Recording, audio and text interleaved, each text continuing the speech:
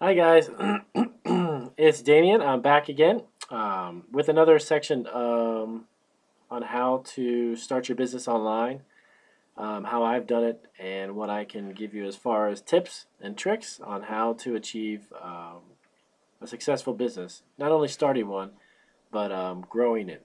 Everybody wants to start a business, but you really need to be in it to start it, maintain it, and then grow it. Otherwise, you're just wasting your time, and it's a hobby. It's not going to be a business for you.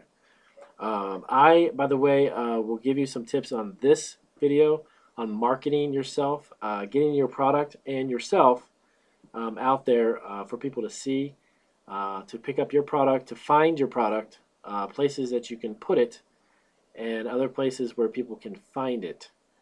I actually have a degree in marketing. I studied marketing when I was in college. So I've been able to use some of that building my business, and it's helped out tremendously. Marketing degrees are fantastic in the sense that they really get you thinking in a way that the customer or the consumer would think. So you can think in advance of what they would be doing and how they would find you or your product. And of course, having the experience of working for myself and starting a business, I've learned a lot about online marketing specifically. So we can go ahead and get started with that. When I started my business online, we began to tie together social media sites, which of course everybody has been talking about online on how to start a business. You can pull up a million videos on YouTube on how to do that. But unless you have specific information on how those sites can be tied to your selling sites or your own website, which we have as well, the information is kind of useless. You've got to be able to kind of create this web, no pun intended, but this web between yourself, your websites, your selling sites, and the social media sites. Bringing together bloggers. If there's bloggers interested in your product and they want to write about it, send them your product. If it's something you make, which is what these videos are about, not reselling stuff that's you can go to Walmart and pick up, but if you make something and it's unique, getting other people to write about it and then attach a link to that website or attach a link to your Etsy shop or attach a link to eBay shop or wherever it is that you're selling it. It creates this like cobweb, if you will, online. And the more of these links that you've got connected up to the places you sell the product, the better off you are. So, for instance, you make candy, you make baked goods, you make party favors, and you sell them on Etsy. Once you've posted an item on Etsy, there's a fantastic set of social media icons that are on every single page. Every product that you have has a social media link button just below the right hand side. You will see it there. It's Pinterest, Facebook, Tumblr, I believe, and Twitter, if I'm not mistaken. And all of those can be used at just a click of a button. You can post a product onto those sites. Super easy, very quick and easy. When I do it myself and I post products, I do quite a few postings. We have over 500 products on our Etsy shop. Um, I go through occasionally and spend an hour to 2 hours every day just hitting those buttons with the products to put them onto Pinterest, to attach them to our Tumblr site, our Tumblr page, and other Facebook, etc., other media pages.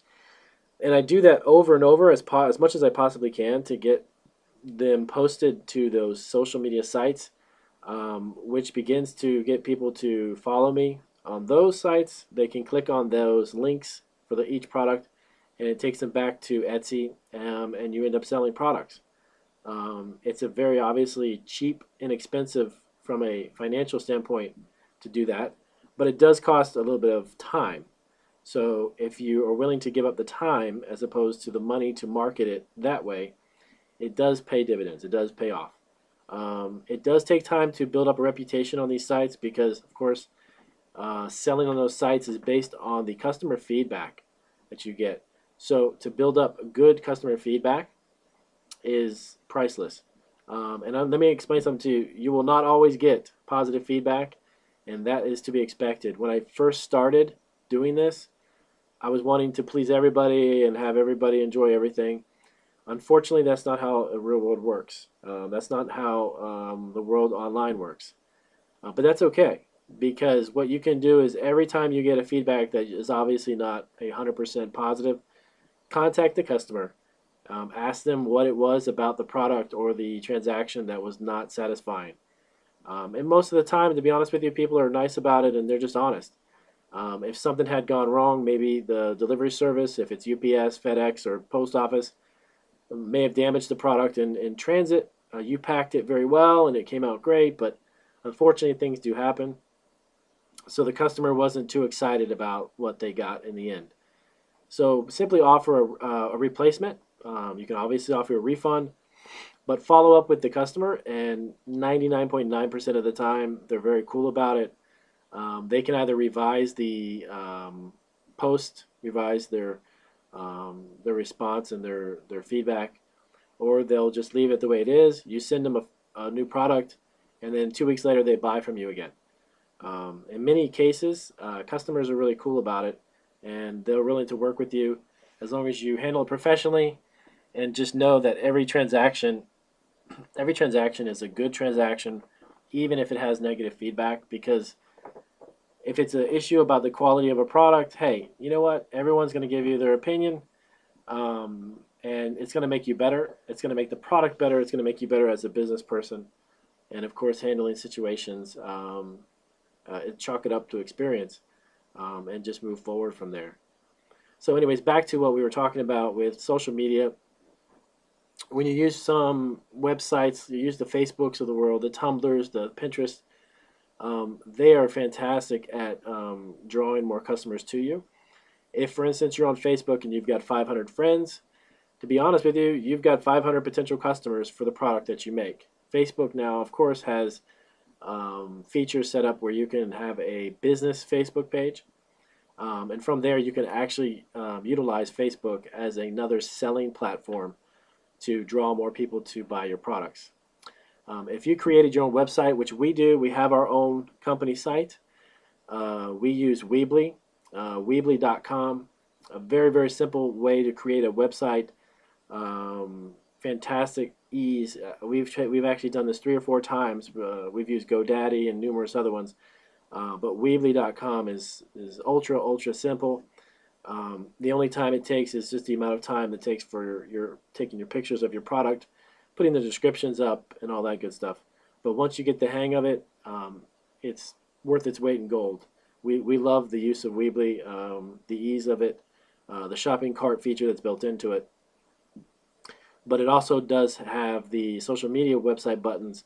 So every product that we post on our Weebly website has buttons there that we can instantly post that directly to our Pinterest page, Facebook page, etc.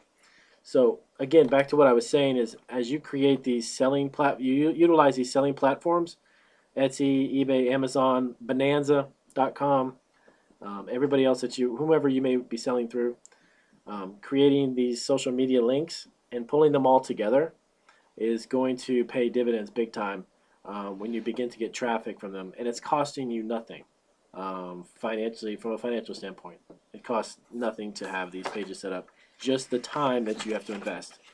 So another thing I want to reiterate, that if you are starting a business online, you have to put the time in. It's not something that is a it's not an easy money thing. If people tell you that they can make $30,000 in a month and they do it online, well, they're full of, that stuff.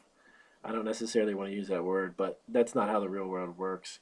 If you think that you're going to make $1 million in a month by posting some stuff on the internet, good luck. But the reality is, if you want to build a business and you want to build a strong business that will grow and you can continue to make it grow and branch out into other places like retail stores or distributors of your product, wholesale distributors and such, it takes time. It takes time to do that, and you need to stick with it and you need to understand the things that you don't know. You need to ask questions about, and you can find resources online. You can find them at libraries. Google is just such an easy way to find resources to answer the questions that you don't have answers to. So, on our next video, I will show you some fantastic resources for packing materials when it comes to selling or when it comes to shipping products with boxes, supplies. There are some specialty things that you can use to ensure that your product won't break. I don't see a lot of videos about how to properly ship things such as pretzels, chocolate covered pretzels, cakes even, how to ship a cake.